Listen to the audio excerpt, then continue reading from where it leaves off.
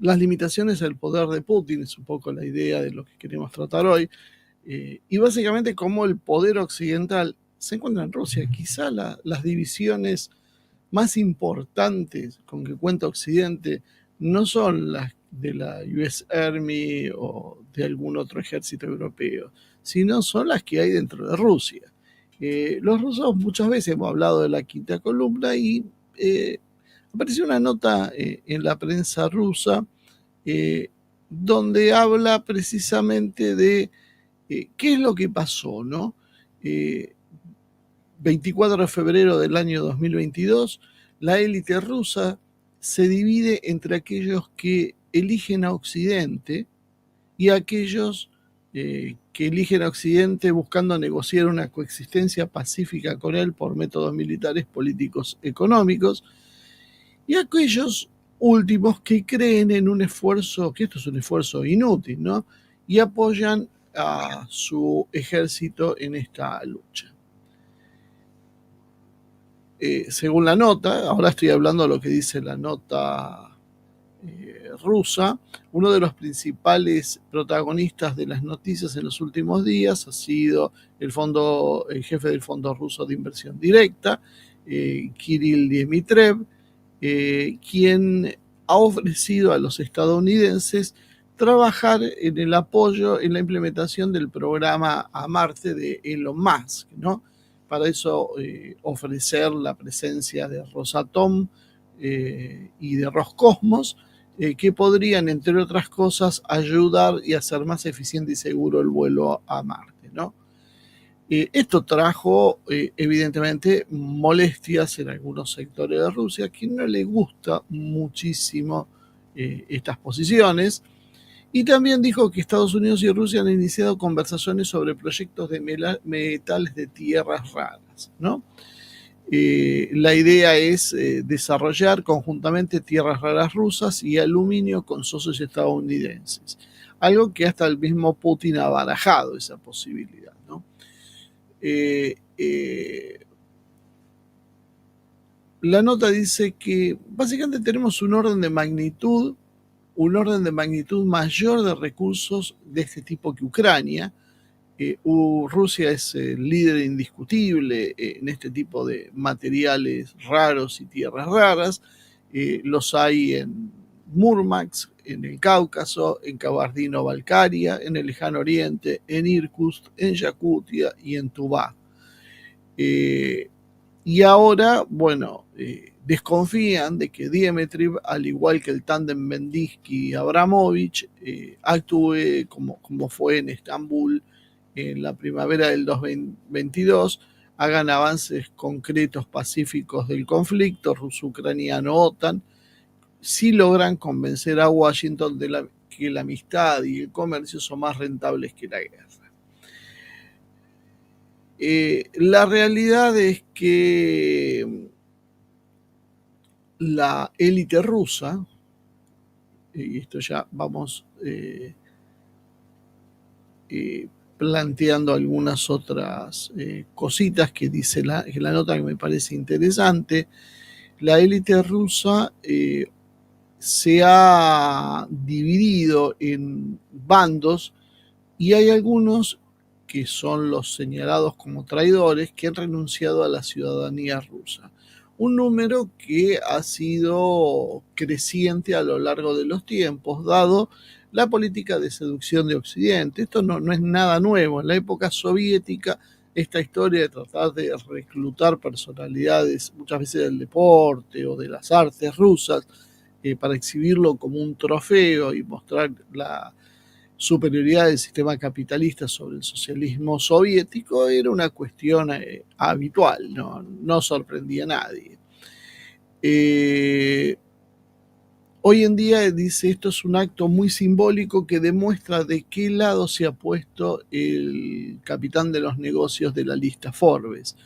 Técnicamente es bastante fácil hacerlo, el tema de renunciar a la ciudadanía rusa, para eso debes no tener deuda con el gobierno ruso, tener un pasaporte extranjero o garantías concretas de que lo vas a recibir Y de esa manera, bueno, llenando una solicitud y pagando la tasa estatal correspondiente, podías dar ese paso. ¿Quiénes dieron ese paso? Bueno, nombra algunos, ¿no? Como a Timur Turlov, de la empresa Freedom Holding Corporation, que ahora tiene pasaportes de Saint Kitts and Nevis y una isla en el Caribe, y uno kazajo, ¿no? Turlov ha sido otro de los que ha optado por también tener una ciudadanía extranjera, que lo sitúa en el 7º lugar de la lista Forbes de Kazajistán.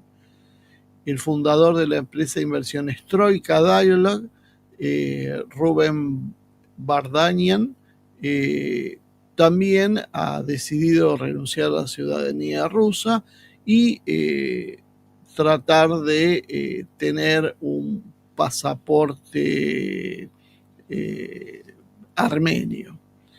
El fundador de la empresa de inversiones DST Global, Yuri Milner, que en algún momento se lo consideraba como una de las grandes promesas del sector tecnológico ruso, ha decidido tener pasaporte israelí y hoy condena públicamente la operación militar rusa en Ucrania, diciendo cosas como que mi familia y yo abandonamos Rusia en el año 2014, luego de la anexión de Crimea, y este verano completaremos oficialmente el proceso de renuncia a nuestra ciudadanía rusa.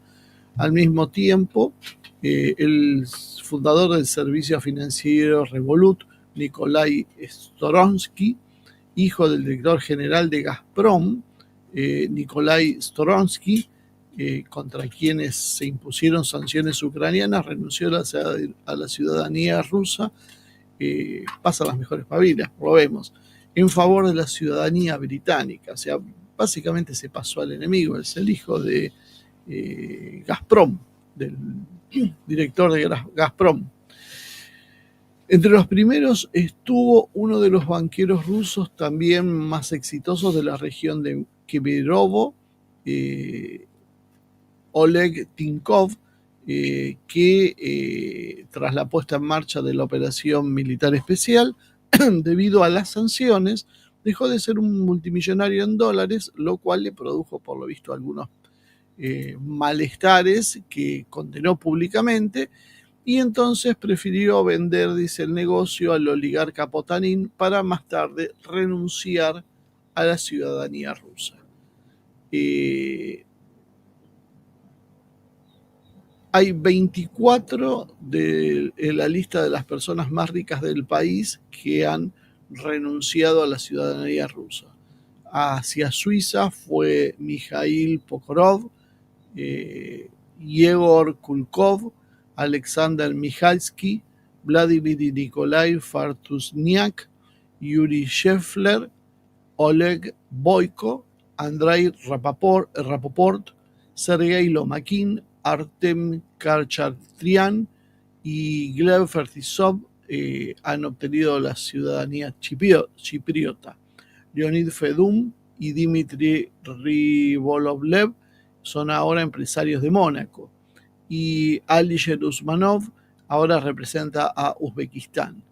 El fundador de Acrom, Vyacheslav Kantor, exdirector de Yandex, Arkady Bolos, el exaccionista de Bildan, Gabriel Yushaev, y el copropietario de Rambler Group, Alexander Mamut, se han convertido en israelíes.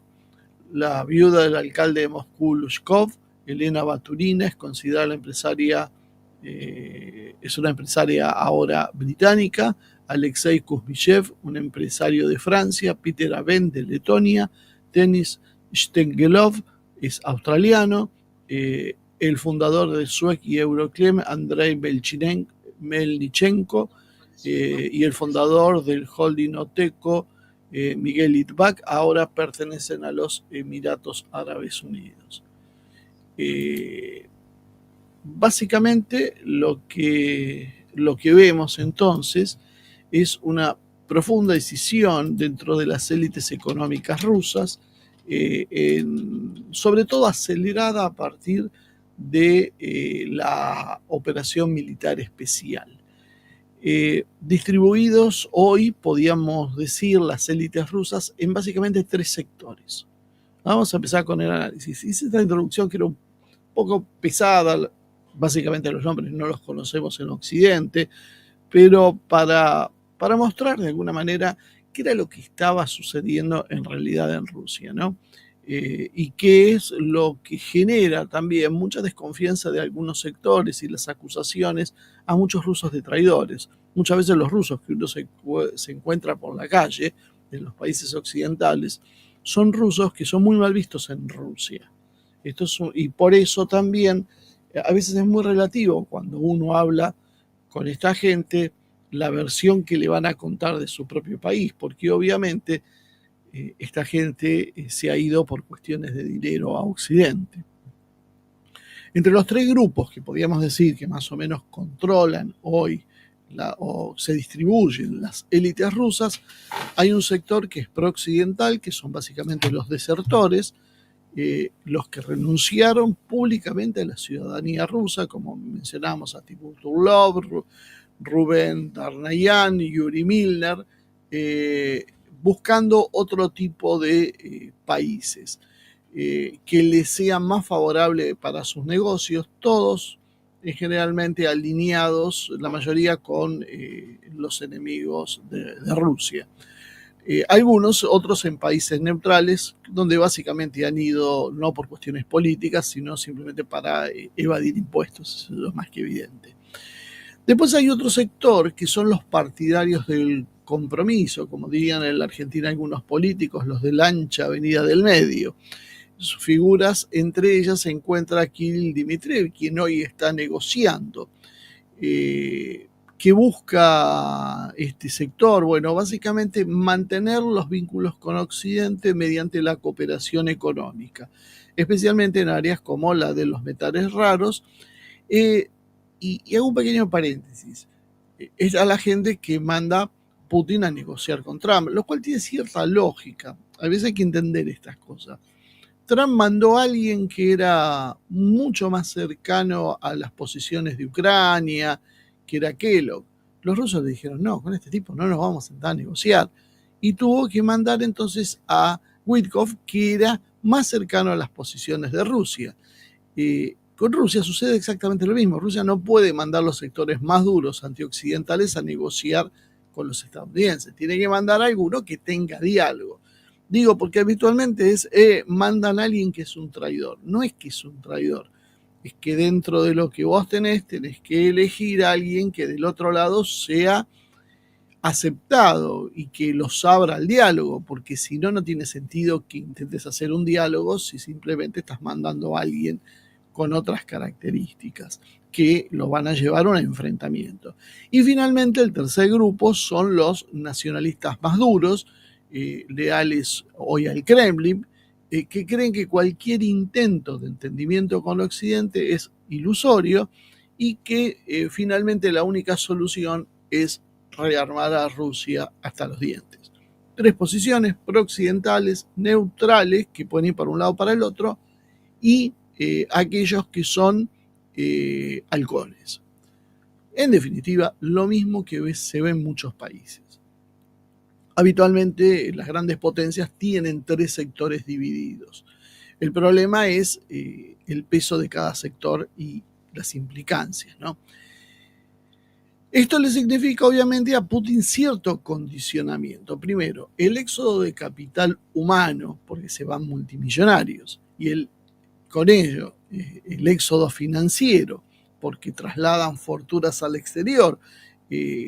Sobre todo, ¿se acuerdan cuando fue la aventura de Prigozhin? También hubo un montón que huyeron al exterior rápidamente y empezaron a sacar fondos. Ha obligado a Putin a balancear cuidadosamente sus políticas internas. Putin, lejos de lo que dice la propaganda occidental, no es un zar, no es alguien todopoderoso que hace básicamente lo que le viene en ganas y se lleva todo por delante y nadie discute y no hay libertad de prensa y no hay libertad de discusión y no hay nada de las cosas que nos cuestan en el occidente. En Rusia hay algunas cosas marcadas, como por ejemplo no se permite la crítica abierta a la operación militar en el sentido de lo que hacen las Fuerzas Armadas, porque se considera que es una actitud que favorece los intereses del enemigo. Cualquier país que está básicamente en una guerra actúa de la misma manera. No se puede hablar bien de las tropas enemigas y mal de las tuyas, porque eso produce una erosión en lo moral. Pero por otro lado, también lo que hace Putin es tratar de conciliar estos sectores, porque en el medio de un enfrentamiento con el poder occidental, con lo que antes el bloque occidental, hoy fracturado, no es el momento ideal para hacer más fracturas internas. Hacer fracturas internas suele debilitar la posición. Se necesita el primer punto para enfrentar a un enemigo externo, la unidad nacional. Por eso nosotros, por ejemplo, siempre mantenemos nuestras posiciones en contra de las políticas que son divisoras, aquellas políticas que nos enfrentan internamente, más allá de cómo las presenten, básicamente solo contribuyen a debilitar tu posición como país en un entorno hostil. ¿Qué más qué más le ha pasado a Putin? Bueno, exponer las debilidades o provocar más rupturas lo podrían minar tanto desde el punto de vista político como el económico. Las deserciones no son solo actos personales, sino son desafíos políticos para debilitar la narrativa de unidad nacional. Y Putin, desde que llegó al poder, ha trabajado por la unidad nacional en Rusia y eso ha sido su eje convocante. Entonces, esto golpea sus bases. A su vez, la pérdida de empresarios influye negativamente en la capacidad de inversión, innovación y movilidad del capital dentro del Estado ruso. O sea, se producen dificultades económicas, se retasean las inversiones, hay falta de innovación tecnológica, todo esto funciona en contra. También, ¿qué más lo afecta a Putin? La propaganda a través del control narrativo, que ahora busca poner como errores estratégicos algunas de las decisiones que se tomaron. Entonces Putin tiene que mediar entre estas posiciones prooccidentales y nacionalistas. Los prooccidentales, si bien están siendo gradualmente expulsados de los centros de tomas de decisiones, sobre todo los estratégicos, porque esto es otra de las cosas que uno ve cuando trata con funcionarios rusos. Una cosa es hablar con un gran personaje, hablar, no sé, con Lavrov, con Zaharova, con gente que tiene gran poder de decisión, y otra cosa es hablar con un funcionario de cuarta línea de un lugar determinado. Allí las órdenes suelen reinterpretarse y adaptarse a la mentalidad. Si ese funcionario tiene una mentalidad de profunda simpatía con Washington o con Londres, uno ve que a veces el discurso contraviene a la posición oficial. Entonces, estos sectores todavía existen dentro del aparato estatal ruso y en algunos lugares todavía son inclusive hasta predominantes, podríamos decir, como en los círculos tecnológicos, en los círculos financieros y buena parte de la diplomacia rusa. En ese sectores hay mucho sector occidental.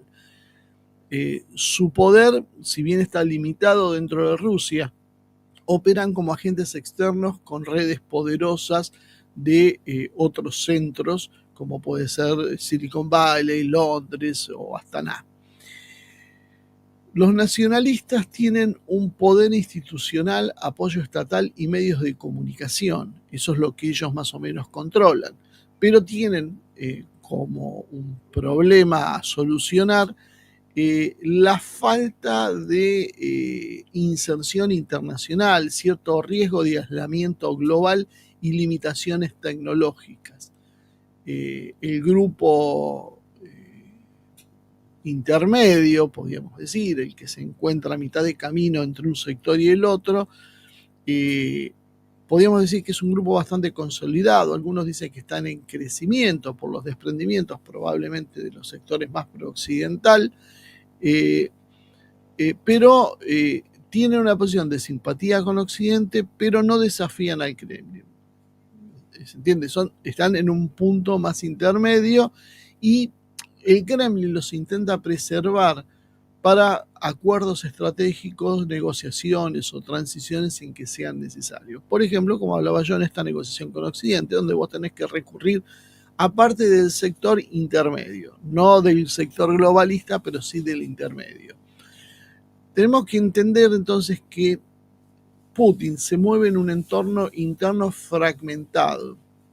Debe mantener cohesionada a una élite que está dividida entre el pragmatismo económico, el fervor nacionalista y cierta dosis de oportunismo en algunos sectores. Por lo tanto, tiene que evitar el descontento, que los sectores que estén descontentos, sean de un lado o del otro, vayan escalando y esto termine en facilitar la presión internacional sobre Rusia o la desestabilización económica. Los tiene que mantener todos dentro del mismo redil a pesar de las diferencias que tienen dentro del mismo redil y subordinado a una idea general, ¿no? Si uno traza un mapa de influencias internas, uno podía definirlo. Siempre estas cosas son por ahí un poco arbitrarias, yo lo entiendo, y después para desacreditar por ahí lo que uno plantea, se busca un caso aislado que contraviene lo que estoy diciendo. Entonces hay que entenderlo esto en líneas generales, ¿no? Los sectores que son nacionalistas son sectores normalmente alineados con la política del Kremlin, son estatistas, profundamente estatistas, alineados con la inteligencia, el FSB, el GRU y con el sector del aparato militar industrial. Son los más importantes y dominantes dentro de la política oficial y la narrativa interna. Están presentes mayoritariamente en el ejército, en los medios estatales, no en los medios estatales en español, ahí tienen un problema los rusos. En los medios estatales en general, por ejemplo en inglés, que es lo de prestar atención, los medios en español están un poco olvidados y han quedado en sectores que curiosamente son pro-occidentales, aunque son el pro-occidente del wokismo. Esa diferencia a veces confunde, y para alguien que no entiende demasiado la situación y que inclusive no habla el idioma, se le puede vender una idea equivocada de que lo que están apoyando son los sectores que apoyan básicamente las ideas del Partido Demócrata, pero las disfrazan de ideas anticapitalistas, cosa que básicamente sabemos que no son. Tienen un problema, bueno, tienen presencia en algún sector de la oligarquía tradicional, los oligarcas pero prorrusos, que también los hay, y hay un aislamiento internacional que pesa sobre ellos, están sancionados. En general, para saber de qué lado están, es bastante fácil. Cuando uno ve que tienen muchas sanciones en Occidente, normalmente son sectores nacionalistas. Y en Occidente son considerados un personaje democrático e interesante y que se lo considera bien en líneas generales, bueno, suele ser lo contrario. Son parte del aparato estatal, son más cerrados en sus posiciones y están sancionados en general, como decíamos, por Occidente.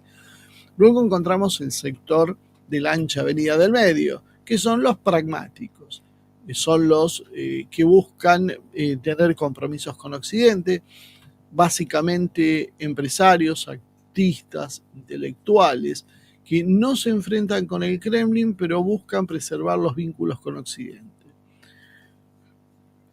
Están en posiciones, podríamos decir, de equilibrio, han emergido como futuro, como un devenir histórico desde el liberalismo. Todo esto es la siembra que se hicieron en los años liberales e inclusive diría en los últimos años de la Unión Soviética, ¿no?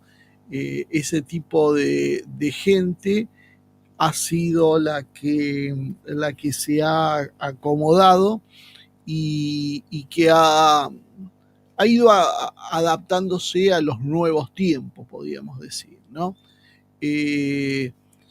Están más que nada en las áreas tecnológicas, diplomáticos, los diplomáticos, estos que en el fondo yo los veo mucho como personajes con una mentalidad más bien liberal, pero que intentan adaptarse a las políticas oficiales.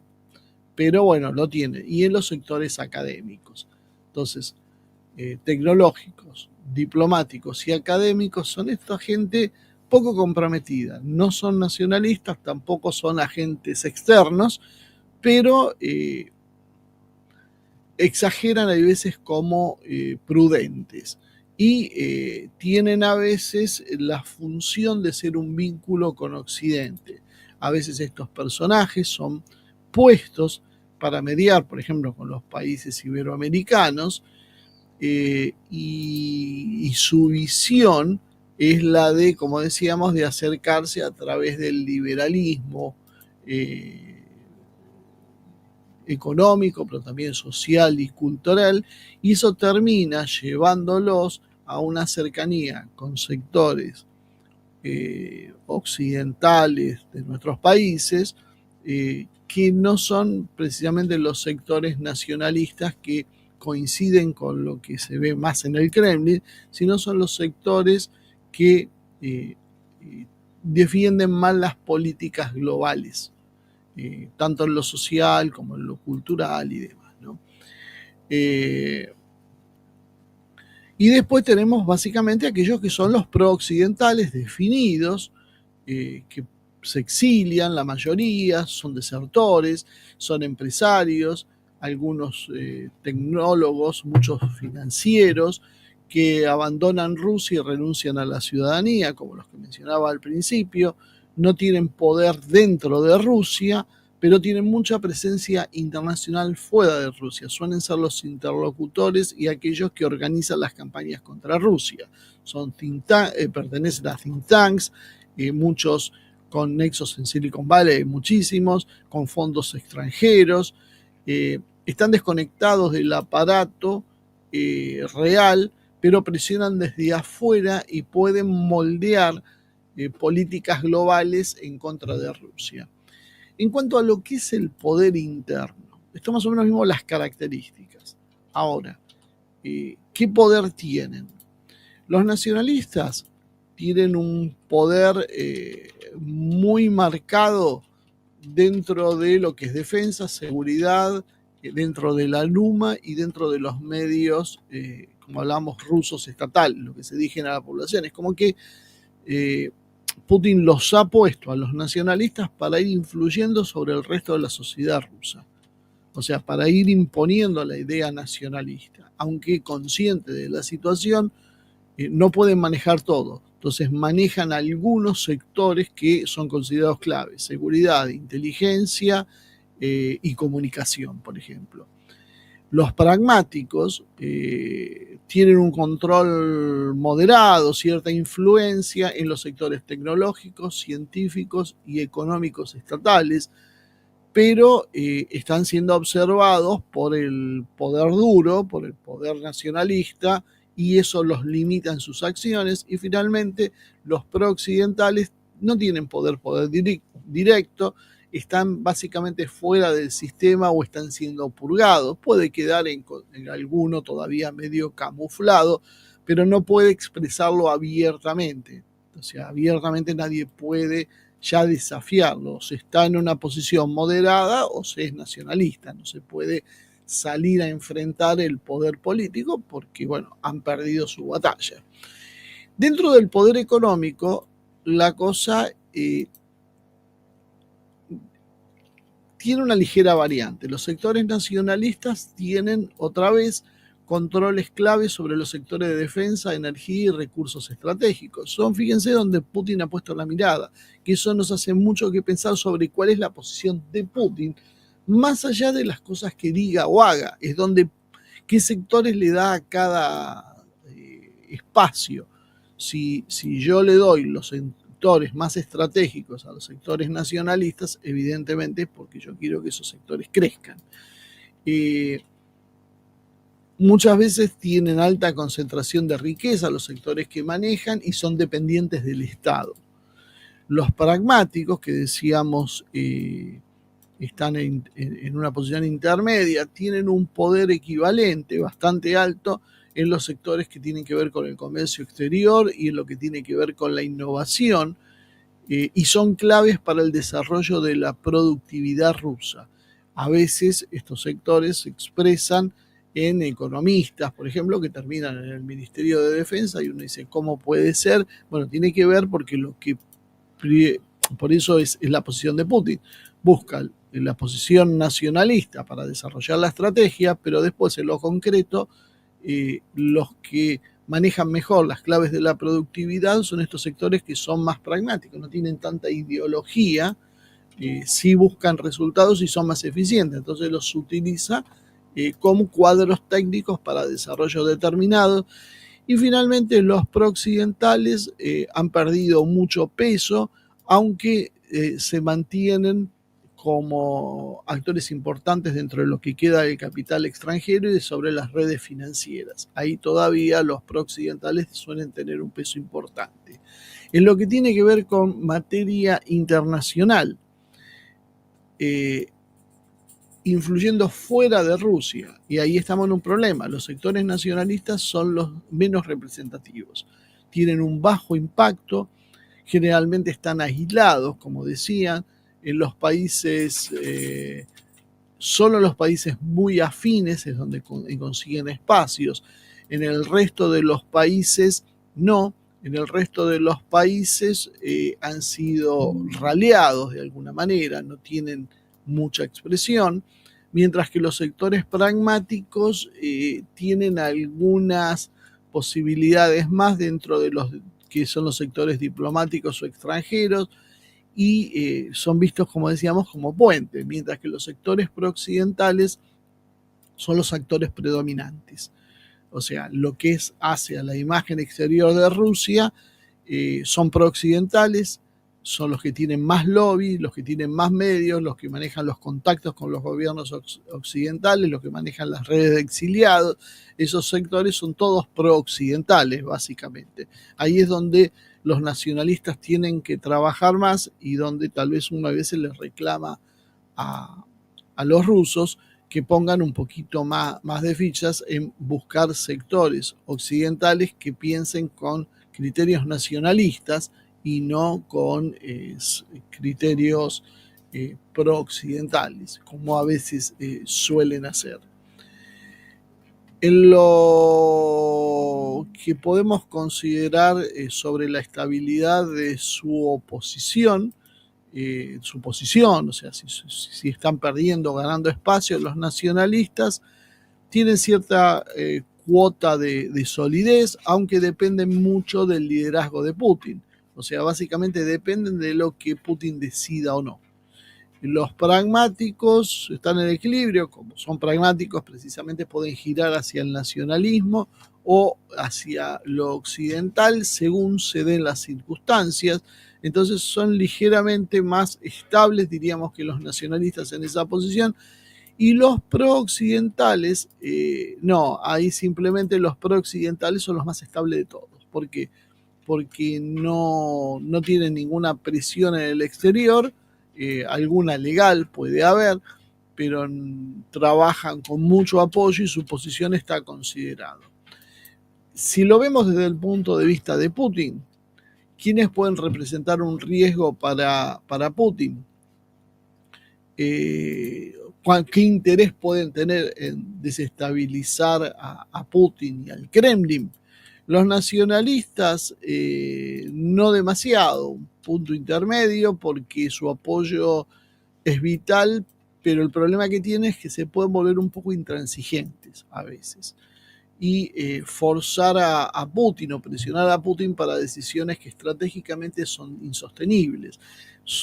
Yo doy un ejemplo, Dugin. Dugin se enoja con Putin en el 2014 porque Putin no había avanzado sobre todo Ucrania, solo se había enfocado en Crimea.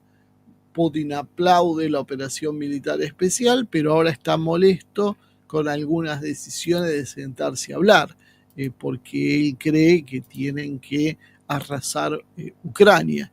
¿Por qué Putin no lo hace? Porque estratégicamente necesita mantener un puente de contacto con Trump. Si él invade Ucrania a escala y hace un desastre en Ucrania, esto va a ocasionar que se presione a Trump para intervenir en Estados Unidos. Para Putin es prioridad que Estados Unidos se quede tranquilo.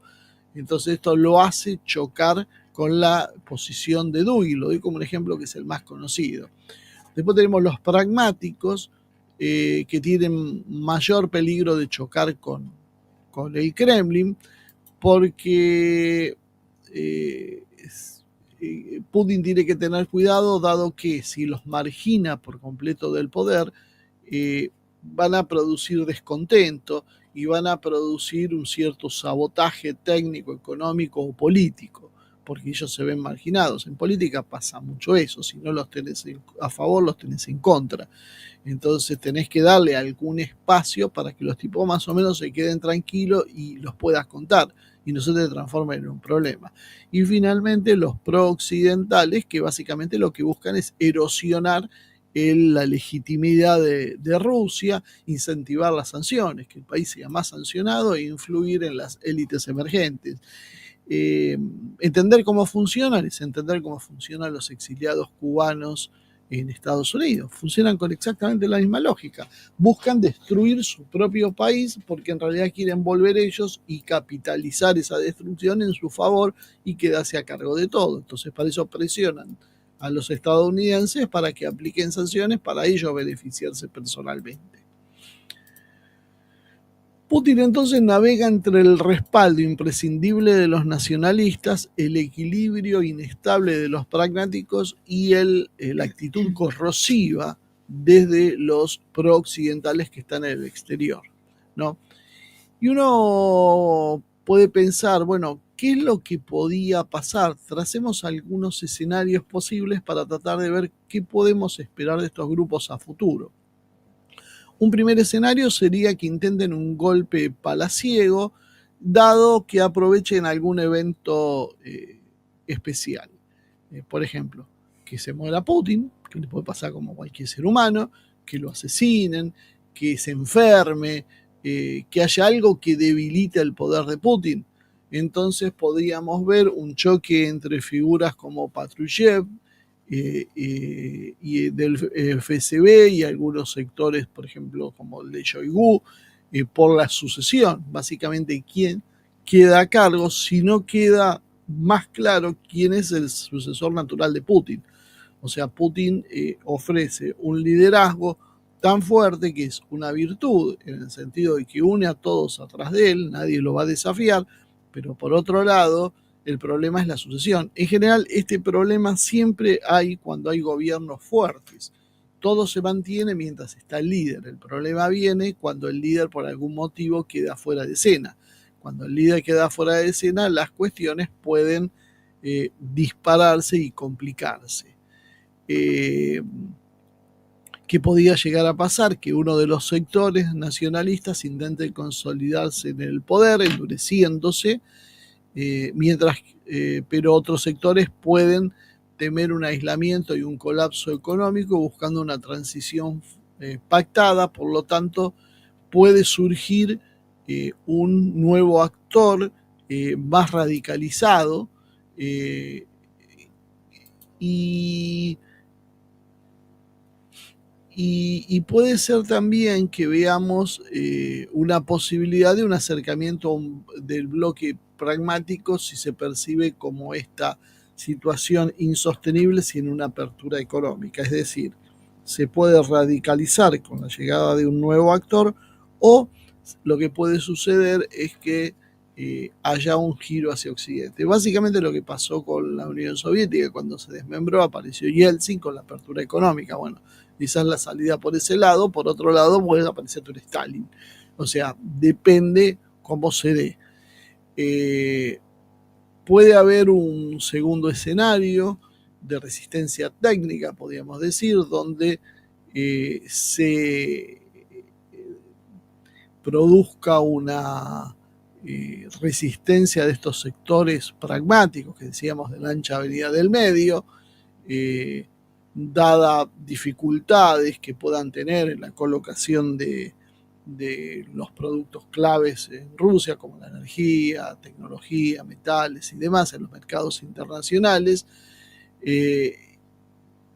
y que fuerce a que Putin, en este caso, imponga leyes que criminalicen los negocios con influencia occidental, y esto termine por derivar que los sectores estos empiecen a sabotear las políticas del Kremlin, los sectores empresariales, tecnológicos, que se produzca una fuga de cerebros, que esto puede pasar, que esto va a ser incentivado por Occidente, el retiro de inversiones estratégicas y hechos de sabotaje económicas que produzcan una merma en la competitividad y autosuficiencia tecnológica rusa, y que dé una oportunidad para que las fuerzas moderadas, podríamos decir, presionen por una apertura hacia Occidente. Un escenario tercero, más preocupante, que sería básicamente una pinza interna-externa simultánea, alianza de sectores pragmáticos internos con pro-occidentales.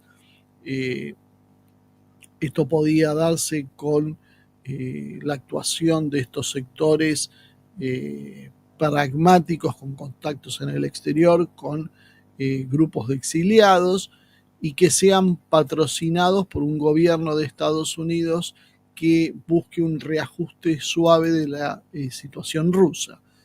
Podíamos ver entonces campañas en el exterior y dentro de Rusia luego de la necesidad de la reconstrucción del país, sabotaje informativo del sector nacionalista, con filtraciones, escándalos, los que vemos habitualmente en nuestros países que suceden, y puede desencadenar en una evolución del modelo chino con fuerza y control interno, pero pragmatismo externo. O sea, esa actitud dual que a veces tienen los chinos, y que pueda afectar al ala nacionalista, girando a Rusia hacia un gobierno más autoritario, pero abierto al mercado, sin la transición democrática a la occidental, pero con una integración selectiva con Occidente. Y finalmente, el peor de todos los escenarios, tal vez, que sería la revancha de los exiliados, que básicamente se hubiese dado si, por ejemplo, Rusia hubiese sido derrotada en Ucrania, si esto produce revueltas sociales, si se quiebra la economía rusa. Cualquier situación de estos puede provocar que se apoyen desde los medios occidentales a la disidencia rusa, empiece con los gobiernos en las sombras, exiliados pro-occidentales, etcétera, y que el gobierno ruso colapse ante la doble presión externa e interna, junto con el colapso propio de la situación, generando una tensión y un desorden como fue en los años 90 si no aparece un liderazgo cohesivo emergente. Bueno, estos son los escenarios que llevan de alguna manera a que Putin se cuide y tenga que mantener esa cohesión interna, evitando estas disputas entre los grupos que pueden presentar estas opciones desestabilizantes para Rusia, que la debilitarían y que envalentonarían a Occidente para avanzar. Todo esto estaba muy bien y estaba muy claro cuando Rusia enfrentaba a Occidente, es decir, al Occidente colectivo, la Unión Europea, Japón, Corea, Canadá, Australia y Estados Unidos. Acá es donde se produce el cisne negro. Cambia Estados Unidos, aparece Trump en escena. ¿Por qué yo digo que produce un cambio y altera este desarrollo natural de los acontecimientos que se esperaba? Porque Trump cambia los objetivos. El enemigo de Trump ya no es solo China, ya no es Rusia, ya no es el comunismo, más allá de lo que él vocifere. El enemigo realmente de Trump es interno, tiene su objetivo interno. Estados Unidos está en una especie de pre-enfrentamiento civil. No están llegando a una guerra civil, pero no están demasiado lejos. No sé si se va a dar una guerra civil o no. Va a depender cómo se desarrollen los acontecimientos, pero la realidad es que las posiciones son absolutamente enfrentadas. Hasta tal punto que para un demócrata, el gran enemigo, el primero, el número uno, es Trump. Después viene Putin, viene Xi Jinping y el resto. Pero el primero es Trump. Por eso lo vemos todos los días en los medios, en los analistas y demás que reflejan esa opinión. Por otro lado, para un trumpista, el gran enemigo es el Partido Demócrata, es lo que representa el Partido Demócrata. Y algunos republicanos que tienen esas mismas ideas. Es el Deep State, es el globalismo liberal. Está por encima de Putin, está por encima de cualquiera. Ese es su principal enemigo, porque la lucha es interna. Si yo no tengo poder, ¿para qué me sirve después la segunda discusión con Putin o con Xi Jinping o con quien sea? Si en realidad ni siquiera puedo controlar mi propio país. Entonces, el primer punto que hay es ese. ¿Cómo lo fija? ¿Cuáles son los objetivos reales? Entonces, en concreto, no tan en abstracto, hay que reindustrializar el país, hay que romper las cadenas globalistas, hay que derrotar al Estado profundo, se tiene que generar una soberanía absoluta del Estado, la neutralización de la oligarquía pro-occidental y una resiliencia geopolítica. Lo curioso es que esto, de alguna manera, tiene un paralelo con lo que es lo que sucede en Rusia. ¿Cuál es el objetivo de Rusia también? El objetivo de Rusia es frenar la embestida globalista. Los que querían la guerra con Rusia y lo llevaron al borde del precipicio eran los globalistas liberales, que casualmente son los que se enfrentan con Trump. El globalismo liberal, ¿qué es? Son los tecnócratas de Washington, el Foro de Davos, la Unión Europea, buena parte de la ONU, Soros, el bloque atlántico. Y en Rusia, ¿esto en qué se refleja? En los pro-occidentales, en los liberales urbanos, en las élites exiliadas. Los pro-occidentales rusos que mencionábamos antes, los liberales, los que sacaron el pasaporte extranjero, las élites que manejan esos resortes de las grandes fortunas rusas y que se fueron a otros lados, son todos liberales, no son trumpistas, son enemigos también de Trump. Se fueron bajo la sombra de Estados Unidos, con el Estados Unidos de Biden, el Estados Unidos de las últimas décadas. Pero Trump viene a cambiar el juego. Por eso tanto odio que hay contra las posiciones de Trump, porque en realidad está cambiando la arquitectura global. Y ese cambio de la arquitectura global pone del mismo lado a Putin que a Trump. Los dos combaten el mismo enemigo, porque es el mismo enemigo que lo tienen con distintos formatos, cada uno dentro de su país. ¿Qué necesitan para eso? Bueno, necesitan coordinar lo que tiene que ver con el acceso a la energía barata, relocalización productiva, recursos naturales, autonomía estratégica, papel de los servicios de defensa. Necesitan generar un acuerdo macro energético industrial entre Rusia y Estados Unidos y un reconocimiento geopolítico mutuo para poder actuar contra el cerco que está generando la OTAN y Europa.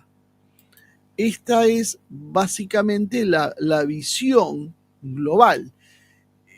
La matriz de poder que hay en Rusia tiene que ver con nacionalistas que están alineados técnicamente, tácticamente con Putin, que son una base de poder sólida y que en realidad, si se consolidan internamente, pueden organizar una apertura estratégica hacia Trump, hacia la política de Trump, no hacia los Estados Unidos históricos, sí hacia Estados Unidos de Trump. Los pragmáticos, básicamente sabemos que pueden ser un ala que negocie con cualquiera, no tienen una posición propia, Entonces pueden abrazar ese industrialismo y ese soberanismo tecnológico sin ningún tipo de problemas. Y los pro-occidentales son los mismos enemigos que tiene Trump, son hostiles al Kremlin, pero son también hostiles a Trump. Y básicamente los tienen como objetivo neutralizarlo o marginarlos, lo mismo que tiene Trump con ellos mismos. Por lo tanto, lo que podemos ver con el tiempo es la emergencia de una alianza antiglobalista entre Washington y Moscú, porque Trump necesita recursos energéticos no alineados con la Unión Europea, gas, uranio, titanio, etc. Putin necesita el desbloqueo financiero y la estabilización comercial para no estar tan dependiente de los factores externos, solo del humor de Beijing también. Y ambos enemigos se articulan transnacionalmente, o sea, los enemigos de Trump y los enemigos de Putin se articulan entre ellos. Es un mismo posición, podríamos decir. Entonces, la idea de una alianza industrial, comercial o productiva entre Rusia y Estados Unidos cuaja en esta idea y se puede generar un eje alternativo con fines económicos que fuerce el rediseño de la arquitectura de seguridad de Europa Oriental con la neutralidad de Ucrania, zonas de amortiguamiento y demás que está reclamando Rusia.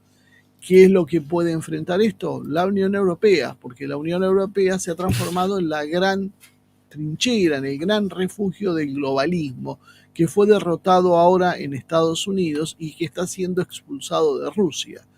Londres, Berlín, París son básicamente los nuevos centros de articulación de esta resistencia política, mediática, anti-Trump, anti-Putin, y que de buena medida también explica por qué dicen, sí, vamos a juntar 800.000 millones de dólares para un ejército europeo poderoso.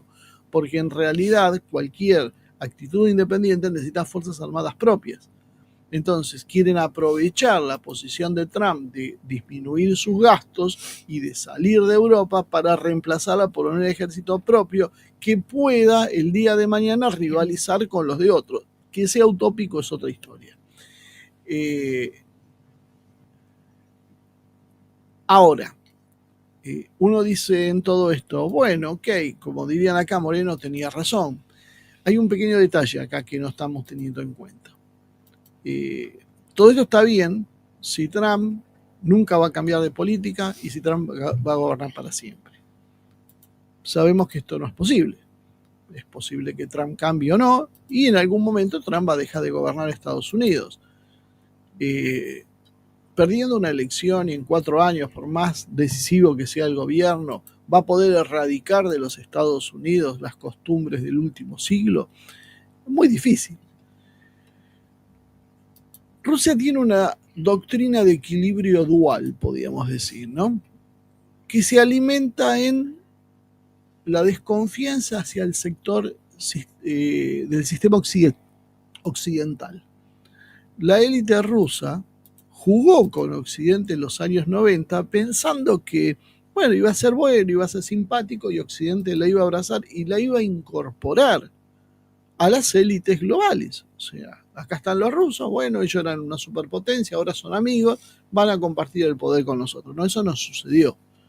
Occidente aprendió por las malas Rusia, no distingue entre gobiernos buenos, malos, simpáticos o no, simplemente entre autónomos o subordinados. Cayó la Unión Soviética, Rusia pasó a ser un estado subordinado, sin poder de decisión. No hay, las élites son subordinadas, punto. No hay otra discusión. Con Trump pueden tener una alianza momentaria, pero claro, ¿qué pasa si se revierte el poder en Estados Unidos? ¿Qué pasa si Trump pierde espacios? Si el Deep State, si Davos, si Soros resisten estructuralmente la embestida de Trump y retoman al poder tiempo después. Rusia quedaría muy mal parada en esta situación porque se habría abierto ante un enemigo que rápidamente se le va a volver en contra. con obviamente el apoyo de la Unión Europea, desde donde nunca se fue su enemigo. Entonces ahí surge China, y esa es la razón por la cual China sigue existiendo en este juego. Porque China es el contrapeso estratégico de Rusia. China no es un aliado ideológico de Rusia. China es el poder racional antihegemónico, que es el reaseguro geopolítico de Rusia. Si Trump cae, Rusia simplemente puede reorientarse hacia China y no quedar aislada. Y con China tiene acceso a mercados, tecnología sustitutiva y disuasión frente a la hostilidad europea, japonesa y ahora está reconvertida de los Estados Unidos. Por lo tanto, la alianza energética y militar de Rusia y China permiten, además, sostener la presión de Estados Unidos sin provocar una guerra directa. El eje Beijing-Moscú es básicamente una amenaza simbólica. No hace falta ir a una guerra.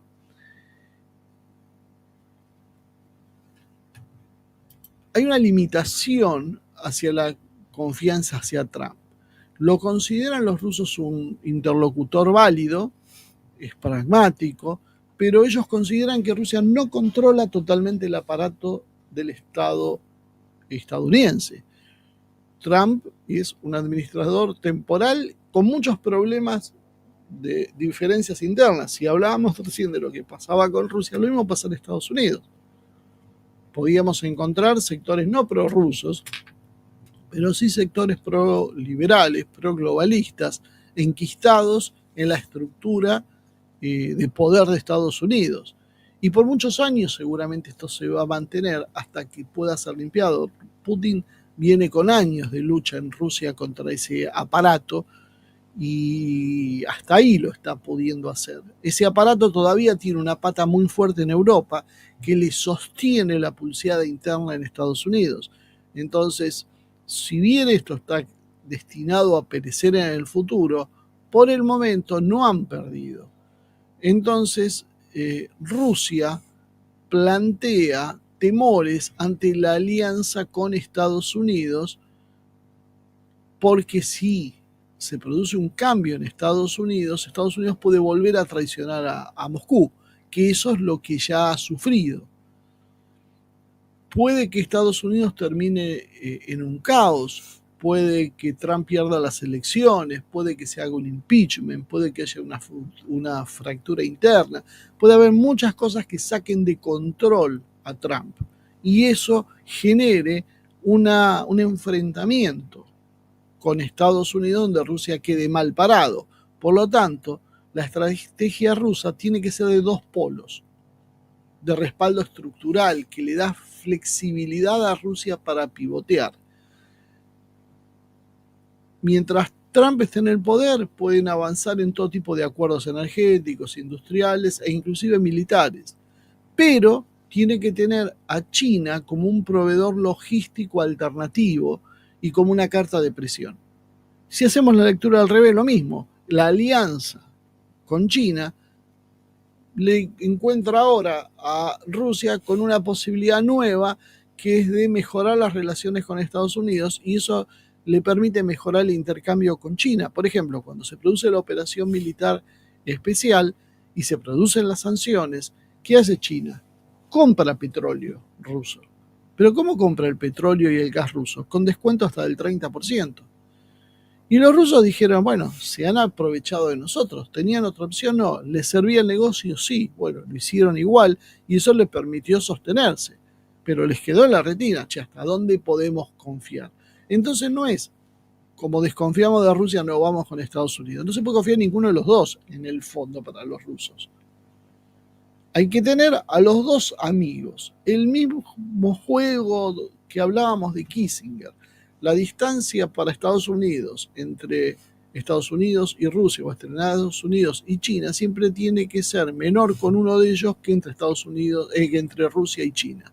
Bueno, para Rusia la distancia tiene que ser equivalente también, porque un acercamiento a uno de los dos socios si estos dos se enfrentan entre sí, lo ponen muy vulnerable a China, a Rusia. Entonces, la idea es que Rusia pueda pivotear entre ambos sectores. Por lo tanto, ¿qué necesita hacer Rusia? Mantener activas las alianzas con el BRICS, con el BRICS Plus, con la Organización de Cooperación de Shanghái, con Irán, mantener el eje con China, con India, con Sudamérica, y si todo va bien con Rusia, con Estados Unidos, el equilibrio, y si Estados Unidos se da vuelta, estos son activos que va a poder usar para negociar o para luchar contra Occidente. Entonces, Putin apuesta a que Rusia se posicione como un pivot entre China y Estados Unidos, capitalizando esta situación, consiguiendo autonomía estratégica e independencia ideológica, y en definitiva tiene su arsenal nuclear como disuasión última si todo el resto falla. Además cuenta con su rol energético, poder territorial y militar como una válvula de estabilización multipolar. Hay que tener presente que la guerra nuclear tiene dos visiones, podríamos decir. Una es disuasoria, pero por otro lado, un país puede ser asfixiado aún teniendo armas nucleares. Lo demostró la Unión Soviética. Si es cercado y destruido mediante el poder blando, nunca se llega al enfrentamiento directo, y las armas nucleares no sirven para ese tipo de enfrentamiento. Si yo quiero reprimir una revuelta, no importa que yo tenga armas nucleares, que tenga submarinos nucleares, eso no me sirve para eso. Eso se utiliza para otro escenario. Entonces, tener en cuenta eso es importante para comprender cómo se empieza a armar esta situación. Un acuerdo tripartito podía garantizar, por ejemplo, una paz en común. Ninguna de las grandes potencias quiere un apocalipsis estratégico nuclear. Ni China, ni Rusia, ni Estados Unidos quieren una guerra nuclear. Por eso China está duplicando su arsenal nuclear, porque quiere ser considerada también como alguien capaz de hacer un apocalipsis nuclear. Por ende, China tiene que ser sentada en la mesa de negociaciones de la misma manera que Rusia y Estados Unidos. Por eso Rusia no va a ceder su aparato nuclear, y por eso Estados Unidos quiere modernizar el suyo, porque se ha quedado atrasada. Además tienen un objetivo, esta hipotética alianza tripartita tiene como objetivo destruir el globalismo atlantista, que básicamente el globalismo anglo-europeo hoy es quien aspira a destruir los otros estados e inclusive utilizar una guerra nuclear si hace falta.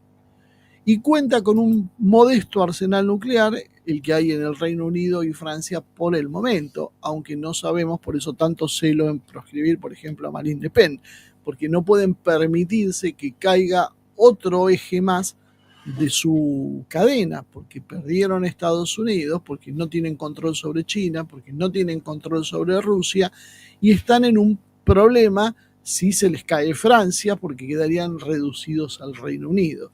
Entonces eso también genera esa sobrereacción que los expuso demasiado, ¿no? Trump y Xi tienen distintas pretensiones económicas, tienen distintas tensiones, pero comparten desconfianzas hacia el orden anglo-europeo, como decíamos, y China no se olvida todavía de las guerras del opio. Y China está esperando la oportunidad. China no confía en los británicos, pero China hace lo que le conviene a China, que será lo que estábamos diciendo. Si vengo ganando este partido, no me lo termines antes que yo lo gane, no me lo suspendas antes, que es lo que le está haciendo Trump. Pero va a tener que adecuarse a esa situación porque Trump se lo está suspendiendo igual y porque Rusia mira de reojo a Trump y le dice, no está mal que hagas eso porque yo también quiero lo mismo. Porque el gran ganador era China, ni Rusia ni Estados Unidos.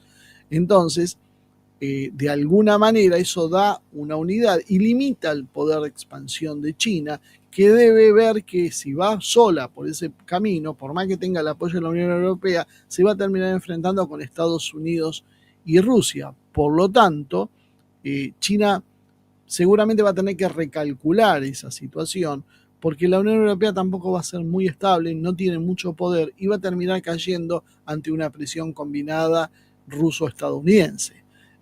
Por lo tanto, China va a tener que sentarse en un momento en las negociaciones. Creo que lo que estamos viendo ahora es otra cosa. Putin de alguna manera es el conector táctico entre los dos sectores, entre Estados Unidos con Trump y China. Es el factor ahora, fíjense cómo es la dinámica de esto, que ahora Putin, que era el enemigo, y China funcionaba un poco como el mediador con el gobierno anterior, ha cambiado la posición. Ahora es el conflicto mayor entre Estados Unidos con Trump y China, y Putin es el mediador entre ambos sectores, ¿no? Estados Unidos empieza a retirar su presión militar directa. Bueno, están confirmando hoy el retiro de las 10.000 tropas que hablaban estadounidenses de Europa Oriental, un primer gesto en lo que parece ser una política decidida de Trump. Putin, de alguna manera, con guiños hacia lo energético, como por ejemplo con el Nord Stream, que estaría dispuesta a acordar que funcione nuevamente para Europa con la participación de Estados Unidos, que Estados Unidos se metió en el negocio sin tener nada que ver, es una muestra para Estados Unidos de que Rusia no es un aliado automático de China, que tiene margen de autonomía. Entonces, de esta manera, tiene Estados Unidos la posibilidad con Rusia de moderar la expansión de China hacia mercados estratégicos. Por lo tanto, el balance entre los tres empieza a cerrar. Hay una disuasión nuclear y una paz estable, fría, regañadientes, pero está. Va a haber pactos energéticos industriales que sostengan esto, y un enemigo en común, que es el globalismo transatlántico, que China lo está tratando de utilizar ahora como amigo, pero China sabe que el globalismo no quiere estados, no quiere partidos comunistas, no quiere nada. O sea, esto es un error creer que están hablando contra el comunismo. Ellos nunca representó Davos el comunismo. Eso no es comunismo. Ellos lo que usan es una izquierda liberal que disfrazan de comunismo, pero la realidad, lo que significa el comunismo, que es básicamente, si no es la abolición directa de la propiedad privada, por lo menos el control del Estado sobre los recursos básicos, claves, estratégicos, y que además las corporaciones se sometan al poder político. Esto es la antítesis del modelo globalista, que es lo que aplica China, que además también es proteccionista internamente. China compite en lo que les conviene. Está llena de aranceles y acciones para limitar la entrada por ejemplo, de producto. Utiliza como arma, como hace Estados Unidos, su propio mercado interno, y te dice: yo te compro soja y vos me hiciste un problema con otra cosa. Uy, qué casualidad, encontramos justo que hay un pesticida que no habíamos autorizado y te suspendemos las compras. Y eso lo hace China. De hecho, eso lo ha hecho China. Por lo tanto, así es como funciona el mundo de verdad. China no es un globalista.